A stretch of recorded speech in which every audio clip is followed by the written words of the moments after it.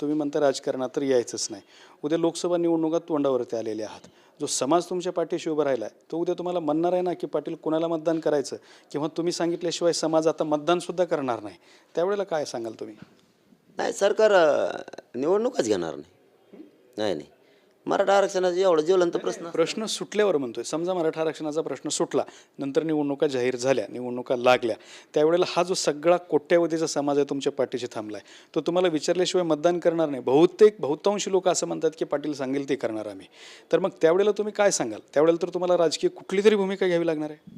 नाही, मी समाजाला एवढंच सांगितलं होतं, आपल्या लेकराला मोठं करायचं, आरक्षणासाठी एक आणि मराठा समाज आला आहे. पुढचं काय मला माहीत नाही. मी आरक्षण मिळालं की खरोखर खुशाल आहे, मला जाऊन बसणार आहे. माझं जीवन सार्थक झालं. मी माझ्या गोरगरिबाच्या लेकराला 70 वर्षापासून नाही मिळणारी गोष्ट देऊ शकली. मी त्या आनंदातच 2 वर्ष हसत राहणार आहे. बस.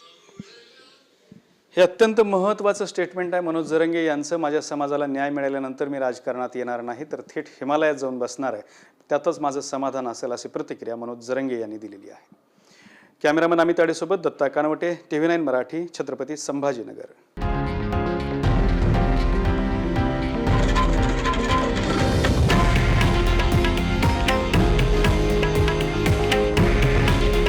हे आहे देशातील नंबर 1 न्यूज नेटवर्क आणि आपण पाहत आहात TV9 मराठी. काळजी तुमची, हित महाराष्ट्राचं.